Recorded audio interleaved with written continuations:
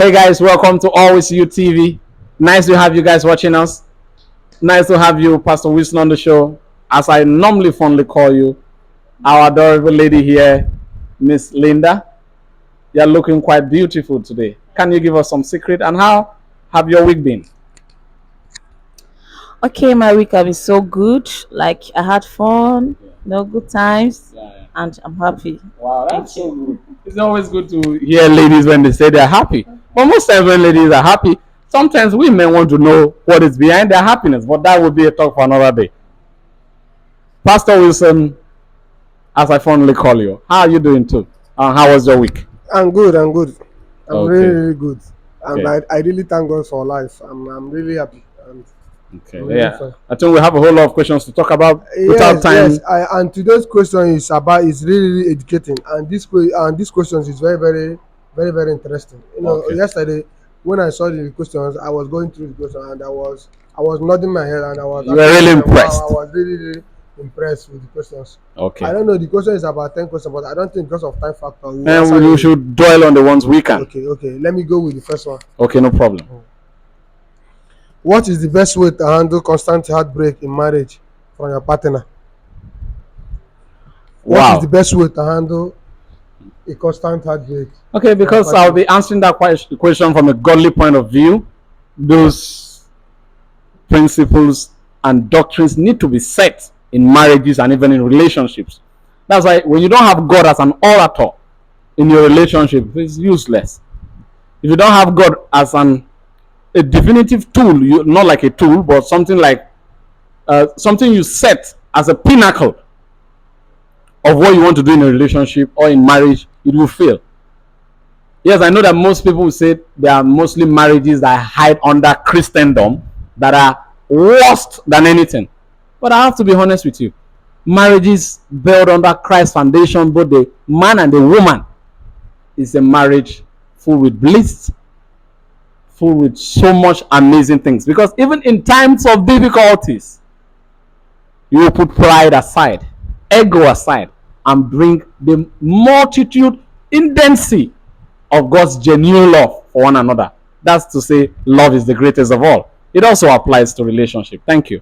Thank you, thank you. I really love that honest answer. I'm really impressed, Mr. Jeremiah. Say, Miss Melinda, what you have to tell us about that? Okay, thank you very much for this opportunity. Well, talking about constant heartbreak in marriages and relationship, I think there is no better formula to go into marriage, and cheating and heartbreaks cannot be avoided in marriages. But then we need to find out what always triggers to that action. What causes your partner to always cause you heartbreak at regular intervals? You need to find out what lead to that. Then by so doing, you get to, seek counsel. Yes. You can talk to a relationship therapist or a counselor. You can relate to a spiritual mentor even, or you have a pastor you can talk to, someone to just give you, yes, to just give you brief knowledge about me, because you don't know it all. In marriage we have a lot of obstacles in marriage, and which is heartbreak is not avoided. Yeah. Then if you're able to find out the reason why your partner is only cheating on you, I think you can work towards that direction. If it's something that you are the one causing it, you can look for a better way to handle To things. readdress yourself. Yes, readjust yourself. Thank you. Okay, that's a Oh, nice quite one. well. That's a nice one. But in this aspect, the only thing I can say is that as a partner, no matter how your wife or you the husband is doing, I don't see there's no reason for you to cheat on your partner. I know it's sometimes because of some circumstances and because of things that happen, you will be breaking the heart of the person you claim to love. But the only thing I would say is that no matter what we do, we should put God first. Okay. It's only God that can handle that situation. Because no matter how you see a therapist, even if you see a therapist, the therapy will tell you the solution. But at the end of the day, you might go back and And still sleep with a therapist. yeah, It happens. so like it's Omale told us. oh hey, it's really all those things You know happen. that sometimes it's Others- not all about cheating on your partner. Okay. You get, it's not about cheating. Sometimes the way your spouse talk to you, you feel heartbroken. The way they present you in the public. Some partners know how to harass their wife outside. The correction no you're supposed to self-respect. you're supposed to correct your wife in private. Definitely. cover her up in the public, then go inside and scold her. But some people they don't care. They will speak to you anyhow in the public. But by making other people to look down on you, which is very wrong. That thing will cause the woman to be very, very bad. Yeah, I have a or the talk on partner too, something. yeah. We have a talk something regarding to relationships in a sermon kind of. I think this point you just raised will be added there to smoothen the youth with dignity going forward. I believe that is a nice one. That Mr. Jeremiah and Miss Miranda, I really love the way you guys went through this question. I'm really, really impressed. Okay. Thank you very much. Yeah, thank you, sir. I will move to the next question. Okay. Do you think that sex education is necessity in church and families? Knowing how our parents hate to discuss sex with their children, do you think sex education is necessity in churches and families? Knowing how our parents hate to discuss sex with their children. Yeah, I feel it's mandatory, essential, compulsory, because we're entering into a generation that we can even come and see siblings having sex, which is incest. We can see that. We're heading to a generation that if sex education does not come into the educational curriculum, then we really have a problem. Sex education needs to come out to be able to educate the young girl, the young boy, to have a knowledge that this and this and this and that, this is your don't, this is your do. Because most young minds out there who have not actually been educated with this sex education, when they go out to find them, they love to explore, using me as a point of reference. I'm someone who loved to explore back then. Like, I love not about explore in that aspect of sex, but I love to learn new things. I'm eager to learn new things every day. So in that aspect, given in that sex life, I was eager. I was so addicted to porn. I'm just drawing the line where if sex education is not being put, where can actually lead someone who is someone who wants to explore. Though I know scientists will say most people with high sex libido is linked to their high IQ. Yeah, I understand that part. But when sex education is being brought into the foreplay knowledge, those things won't come to play. Even if you think about them, you won't go to know them. Because I spent a whole lot of time watching porn, which was very bad.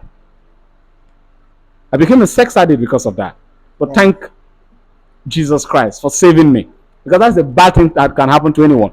And we have a whole lot of people who are into sex, into that particular problem I'm calling. It's not something that just fly away. It's something that even the demon brings it back. But God has given you victory. Whoever He has given victory, victory is assured. Let me not turn the relationship show to a sermon. Thank you. No. It's very, very good to speak your mind and to teach us on certain things that we need to learn. So it's really, really good. So, Ms. Marilena, what do you have to say about that? Oh yeah, I think sex education is very, very important. It's a must in families and in churches. You come to church, let's assume in church now. You know, most sisters in churches feel like since they are in God, and any man that comes to them, they will just use that love godly thing and go into relationship without knowing that if the guy is even a tout or is an idiot, like he just going to play you, you know, because you feel like you have that mindset of love and care, and because the guy is from the church and you want to show him all the love and affection. In return, he's not giving you the same thing. By that time, that makes you look cheap, or you know, they're coming to the families. Yeah. Most times, parents are frowned at it. They don't like discussing sex with their children, and it's very wrong. You know that as a young teenager growing up, the first person that you should be your friend or companion is your mother. Let me say, for instance, your mother. A girl that is growing up, a mother is supposed to come closer to her. You ask certain things. My daughter, as you went out today, how many guys talk to you? Like jokingly, my mom used to do that those days. How many guys talk to you? If you say no, she said, turn around, let me see. Are you not looking good? Wow. Someone must talk to you any day you go out because you're a girl. Yeah. Then it is left for you to know how to react to the person. A mother is supposed to make her daughter understand that at a certain age in your life, guys will be coming. But this is the right thing to do. Yes, sex is not avoidable in as much as parents try to frown at it. But then you cannot stop your children. But if you're able to make those children your friends and companion, they'll be able to share that secret to you. When a man is telling them, come to my house, come and sleep with me, they'll be able to relate to you freely. That will avoid unnecessary things in houses and families. Yeah. Thank you. Wow, Ms. Unique, That was a superb talk. I'm I really, will really have to impressed. correct you. We don't have Miss Unique here. Do you have some different Sorry, affection for sorry. Miss Unique? Because you have been calling her every time. I'm always mistaken. Yeah, no Mistaken. I'm problem. so sorry. We accept that, sir. I'm so sorry. See, let me say something about this sex education. On what you guys have already said. You know, sex education is something that every parents and every even church need to be teaching about it. You know, my former church, when I was in the Church of Jesus Christ of Latter days, we always practice this sex Sex education because education. they bring about these things. They always taught us about how to make friends with our church member, how to go about with them. But you know, in some churches, some churches will see it as a very big sin and which is very very yes, which is very very which is very very bad. In all these things is something that even in churches we need to learn about. It's not about the publication. At least churches and families very very necessary.